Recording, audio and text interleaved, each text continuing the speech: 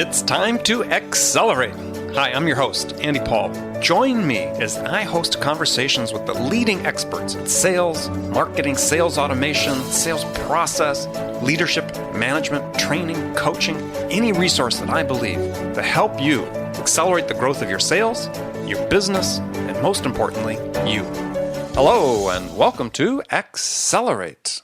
This is another edition of Frontline Friday, my favorite day of the week, because I get an opportunity to talk to my co-host, Bridget Gleason. Very special guest. Don't forget, very special guest. Very special guest, Bridget Gleason.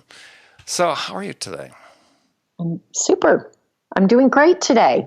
Nothing to complain about. Nothing to complain about. Nothing to That's complain the about? last time. Nothing. Wow. Nothing. It's the last time I had something really that I was complaining about, that I was unhappy. No. I tend to wake up happy and go to sleep happy. Well, that's perfect. Wow. I know. I'm one of the lucky ones. So what's your secret for emptying your brain before you go to sleep? Gratitude. Oh, I was going to say alcohol, but yeah, gratitude works too. No, alcohol's, I don't think is I think that one's probably not as good. I think gratitude is when you can remember at the end of the day, God, what a great life. You know, we all have things to be thankful for. Mm-hmm. And there are definitely people that have real challenges. I feel like I'm fortunate that, you know, I've got challenges, but I've got so much to be thankful for. So that's what I try to remember. Try to remember it at night. I try to remember it in the morning, throughout the day, especially when I feel frustrated. Well, here's Right. So here's a question for you along those lines. Something that I was having a conversation with somebody yesterday about. This is, how do you impart that to people who are at earlier stages of their career? Because, yeah, it's clear we learn as we get older how to adjust to the ups and downs of life better than we do when we're younger, and to spend less time worrying about them and fretting about them and ruminating about what I could have done differently and so on. I mean, as you get older, it's easier to sort of say, well, that stuff happens, right? And tomorrow's another day, and it'll be, as you say, wake up happy, and it'll be another day another opportunity to succeed, as one of my friends always says. So how do we help people who are, like I said, at the earlier stages of their career come up with this mindset, we'll call it, because we're going to talk about mindset today, and the gratitude mindset, if you will. You know, gosh, Andy, it is hard. I mean, experience, it's one of the benefits of having a few more years on the planet is, like, I had a really frustrating morning. Here I say that everything's great, and it is. Oh my God, I had such a frustrating morning. As you know, my team is in Tel Aviv, and I am not. They are 10 hours ahead of me. And all kinds of stuff happens. And I get up around 4, and I've got phone calls and emails and text messages and Slack chats. And it's as if the sky is falling, around my team. And I felt really frustrated, without getting into any of the details, but I felt really frustrated. And I took a minute and I reflected on the fact that through my career, boy, oh boy, I've been a lot more frustrated than I was this morning. And I can't remember why any of those times I was so frustrated. Exactly. And that I'm frustrated about, I'm not going to remember. So I just was able to say, okay, let me just deal with what it is, because it's not going to stick. And I guess when you talk about how do we impart that, I think we try to model it. I think modeling it and then talking about it. I don't know any other way, is model it and share it. Share and give people permission to not get all worked up. No, well, I like that. That's another way of thinking about it. Yeah, I mean, because sometimes the expectation is, you should be really mad. You should be frustrated. Hang on to this anger. Hang on to the frustration. Hang on to the bitterness. Hang on to the disappointment, like don't let go. And I think to give people permission to let go and say, you don't really need to hang on to that. You let that one go. Yeah, well, it still doesn't mean you're not going to go back and address the problem. It's just you're going to do it from a different perspective. Right. It has nothing to do with addressing the problem or not. You address the problem and let it go. Don't hang on to the emotion around it. And that's hard. That's still hard for me. I can get worked up. You? I know. Shocking. I know. Shocking. Well, but it's an interesting lesson. We look at this period in our country's history where you could say arguably one of the most emotional political seasons we've seen. And, one of the things that seems to be clear is that those emotions haven't really dissipated much here several months after the election. Yeah. Well, and people don't want, sometimes we get an adrenaline rush from big, strong emotions, from anger. I mean, it changes our body chemistry. And you get adrenaline from it. And so I think there are people who are also addicted to the negative emotion, just as much as you can be addicted to winning a big deal. You can be addicted to anger. You can be addicted to all of these. Our body chemistry changes. Mm-hmm. So we got to break the addiction. Yeah, it's interesting you bring up the idea of addiction because I was listening to and watching a video that featured Simon Sinek, and he was talking about sort of four sort of core issues that challenges that millennials have in the workplace, but one of the ones he talked about was this dopamine driven addiction to our screens. And not necessarily our screens as much as what we receive through them, right? Every time we get an email, every time we get a text or something, we get the shot of dopamine that we become addicted to because it's pleasurable. And then we start thinking about we start anticipating when we're going to get the next one, right? And that starts becoming a distraction in our day. So it's very interesting. What's funny about that is I have the opposite. I wake up in the morning. Mine isn't, oh my God, I'm so excited. Who's pinging me on Slack? It's, oh my God, really? This early? I haven't had coffee? Mm-hmm. Really? Like, I don't have a positive emotion. I have let me shut my computer for 10 minutes. Well, I'm not a millennial, though. I'm not a millennial, just in case anybody was confused about that. I was. Huh. I know. So, it sort of leads to a sort of related question a little bit, and I was just thinking about this, because again, I was having this conversation with someone recently, is I gave a workshop to a client not that long ago, and about 80 inside sales reps. And, during the course of doing this workshop, and it was very interactive, but at the same time, I could see that people were sneaking peeks of their phone and so on throughout the session. And so at one point I just stopped and I said, okay, well, raise your hands if these are inside sales reps, raise your hands if you keep your phone on your desk while you're making your calls. And 100% of the people raised their hands. Wow.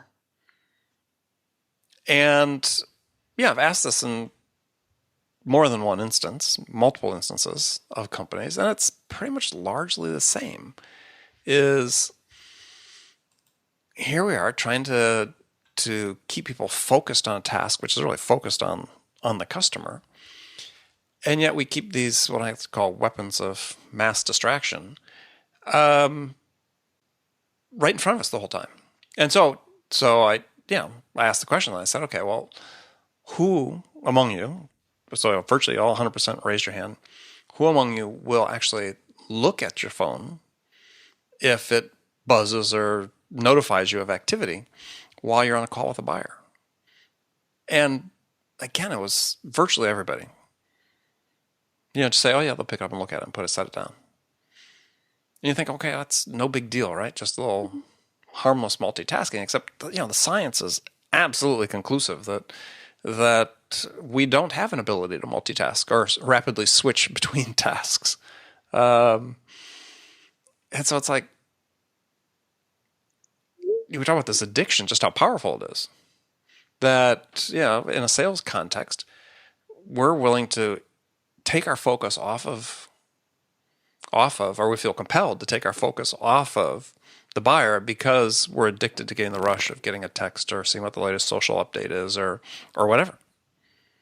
Well, there's also, and somebody wrote a book about this, responsiveness. Mm-hmm. Needing to be really responsive. And I've had people say, I'm monitoring chat or text or whatever because I'm interacting with a customer. So I've heard that too, wanting to be really responsive, and we've got all the tools to be really responsive. Right. But there's sometimes, so if you're on the phone with one buyer, you have to prioritize that.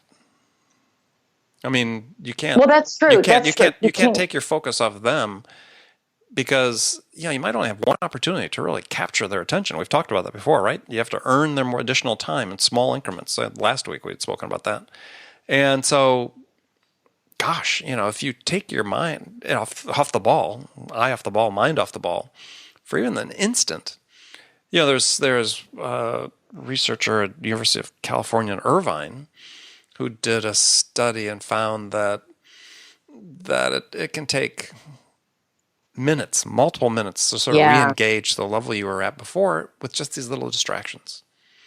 And so if you're thinking, gosh, I'm trying to conduct an effective Q&A with the customer, do some discovery, really listen to the answers they're giving, you just can't do that if you're looking at your phone. Multitasking. And you're trying to multitask.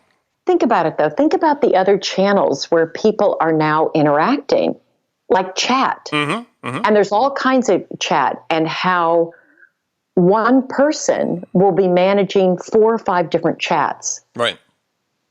And they're having to switch context. We're also getting to this. I wonder how this is going to evolve for us, Andy. Is it going to persist and we're getting these little bits of information and that's all we're sort of getting, and it's not deep engagement?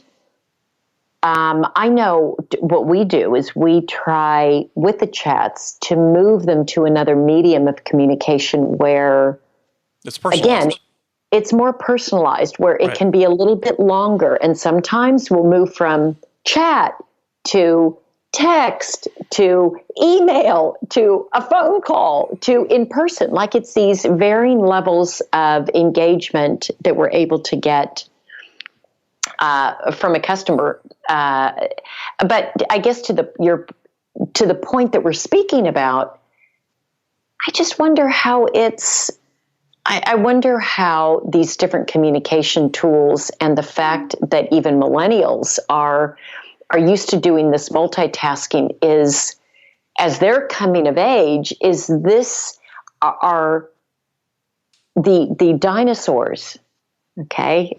Present company excluded. I'll talk about myself only. Are we going to have to adapt to sort of this and incorporate it? Maybe not adapt, but incorporate this quick communication in these different channels as part of our sales process. It's not natural for me, but I feel being more and more led into it. Well, but the thing is, the scientists are showing that we're just, as humans, we're not capable of doing that efficiently and effectively. But that doesn't mean but we may still do it and have it be ineffective and inefficient. Yeah, and still do it. Well, that's true. We can go through life and count the things we do that fall into that category. But I mean, I was reading this article that talking about a scientist at Carnegie Mellon did test with some subjects where they were, see if I recount this correctly, is had 3 groups of people that one was sort of interrupted, taking a test, I think. They gave them a certain test, and one was, the other group was interrupted, but then told once, but then told that another interruption was coming, and then the third group was never interrupted, but had been told that, an interruption was coming. And that first group that was interrupted, that based on, they went back and re-engaged and finished this test they were taking. The conclusion was, and it sounds a little harsh, but basically it said that they scored substantially lower on this test than afterwards than before they'd been interrupted. And it was like, I think the conclusion was, they said, the interruption made the test takers 20% dumber. So if you think about that in the context of, you said you have a chat operator, a chat person that's managing multiple conversations, is just based on what science has found already, is we know a given that each of those conversations is going to be suboptimal. So as you do, getting them to a more one-on-one conversation, direct one-on-one. Where they can be focused, where everybody's focused. Where everybody's focused. This is a one-to-many. That really becomes an imperative. Well, because think about it, the person on the other end, so on the chat, I mean, given all the statistics as well, they are probably multitasking too. They're probably distracted too. They probably have their phone out. Well, for sure, because it's taking time between each of the interactions with the chat operator. Well, and I just think that we're seeing more and more communication that is suboptimal. It's suboptimal, and I guess where. Well, and that's well. It sounds like I'm arguing the other side. I'm actually agreeing with you that even it's maybe because it's suboptimal on the other side, then we've got to focus even more on the task and the conversation and what that'll look like, so that we can bring the most to the conversation. That just because other people are multitasking and maybe their attention is spread thin, doesn't mean that ours should be spread thin in our job. That's not going to help anything. It's just going to be suboptimal plus suboptimal, which is double suboptimal. Yeah. So I think in some ways it's a call to, yes, the world is going this way, so differentiate. Yeah, it's interesting. Well, a quote from it's found from a professor at Stanford, a sociologist named Clifford Nass, they said conducted some of the first tests on multitasking, and he said people can't resist trying to do two things at once. His quote is, "are suckers for irrelevancy." Sort of. Yeah. I mean, you think about it. I mean, if you're a salesperson, you can't focus. You can't be present for the prospect you're talking to. You can't give them your full attention if you can't listen to the answer to the questions that you're giving them, because you're distracted by, what's that, a tweet, an email, a text, a chat, whatever. Then, you are perhaps on a path to irrelevancy, because eventually the customers can find the information they need, whether it's from you or from somebody else. Well, and I think it's not just needing to be focused when you're talking to a prospect or a customer. It's, am I able to focus when I need to make 40 phone calls? Am I able to focus and tune out the chats and the emails and the text messages and the noise around? Like, am I able to focus, or do I keep switching context? It's as all science points to, every time you're switching context or getting interrupted, it slows it down, makes it less efficient. You're getting dumber. To use the words of the scientist, you're getting dumber. Dumber, God. And if anything, boy, Andy, I don't want to get dumber. I have a thing about that. If I could do anything, I would get just smarter. If I could just add, if I had a choice, I would just, that's the one thing. I Don't you think you are? Just by sheer compilation of experience and having more experiences. I know, but I guess I'm saying, for me, I like it that you say you're getting dumber, because that, to me, of anything, that, like, you just hit my hot button. Like, I don't want to be any dumber than I am. And I don't think I'm dumb, but I don't want to be dumber. I don't want to be dumber. If anything, I want to be smarter. So The fact that multitasking is going to make me dumber, I've stopped dead in my tracks. That would stop me dead in my tracks. I love it. And I like it that it's not mincing any words. Not like, well, it's not that good for you. It's a little ineffective. No, you're making yourself dumber.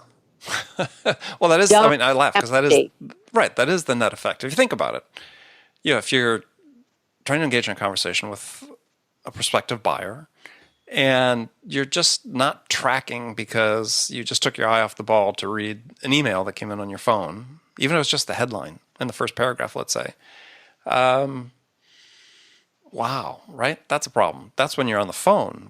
And then if you're in person with them, I mean, this is the other thing that's, we sort of alluded to, but is that, as sales reps, if you're in the field talking to a prospect, you're in a meeting talking to a potential partner, turn off your phone and put it away.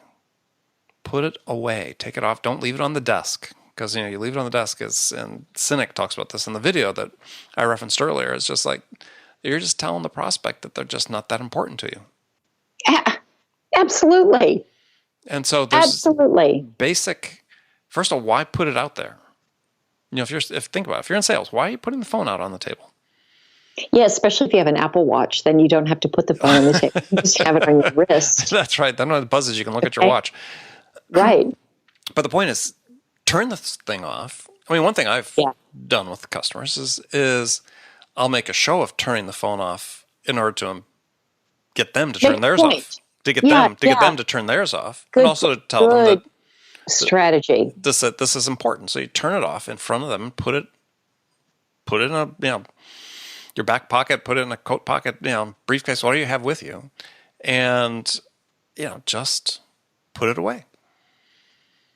But leaving it on the table, so on, just not a good idea. That sends a message. It sends a very strong message.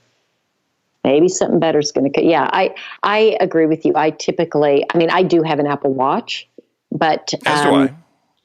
But I oftentimes won't even have my cell phone will be in a bag. But if my watch pings me, I'm not looking to see who texted or emailed. It's a pet peeve of mine. Also, people being really distracted by other things. If you're going to ask me for time, I mean, here again, if you're going to ask me for time and you are, let's say, the seller, and I see you distracted and looking at your phone and, okay, now you've just told me how much you value my time. Not a lot. And I'm not very into that. Yeah, no. You've sent a strong message. You're not likely to get more of my time. You're not likely to get more. Yeah, and you just have to make a good choice. And there's always a trade-off, right? And you sort of talked about it, right? 2 seconds ago is the choice is stay focused on the customer and let this thing go, this temporary thing that I won't even remember. Right, sort of like the worries you talked about before. I could be worried about something today, and then tomorrow I won't even remember what that was. So why did I spend so much time worrying? Well, it's the same thing with looking at your phone. When you're in a meeting with a customer, or you're in a call with a customer, in a day, you're not going to remember you got that message, right? You're not going to remember that, unless somebody's pregnant at the hospital and you need to go or something, medical emergency, but you won't even remember. So that's right. So it's not worth potentially alienating the prospect, making a less than a good impression by just checking whatever that random communication is. I've never been good at multitasking. So this has not been a hard one for me. Very rarely will I talk on the phone, even with Bluetooth and all that, while I'm driving. I really need to be singularly focused. Yeah. I'm not good at multitasking. I don't like it. I want to be 100% there. I don't like it. Well, I can have a good conversation with, a prospect or a customer while I'm in the client, while I'm in the car. But when I finish driving, I can't remember it. Right? Because I was focused on the conversation on driving. And, it's like another part of your brain you use to take notes, right? And Good so point. it's like, yeah, I had one with a client not that long ago where he discussed a very great discussion, 20 minutes in the car as I was driving back from somewhere. And it was the only time they had available to talk. So normally I wouldn't schedule it when I was in the car. But when I got back, it's like, hard time summarizing. So I mean, basically, it's exactly what I told the client. I called her and said, can we do that again? Can we just go through the highlights again? And I felt on my sword because, hey, it's what it was. But yeah, never again. So, all right, Bridget, we've reached the end of the road for today. But not the end of the road, period. No. Just for today. Just for today. Just for this Friday. So, as always, absolute pleasure to talk with you. And friends that are listening, absolute pleasure to have you join us here today. Do please continue to send questions in. We didn't have one this week. We did last week, which we based our conversation on. So be glad to take those. You can send those to andy@zerotimeselling.com. And gosh, I guess that's about all I know for today. So Bridget. That's all you need to know. All right. Friends, thank you. Bridget, thank you. Talk to you later. Have a great week, everybody. Thanks for listening to the show. If you like what you heard and want to make sure you don't miss any upcoming episodes, please subscribe to this podcast on iTunes or Stitcher.com. For more information about today's guest, visit my website at andypaul.com.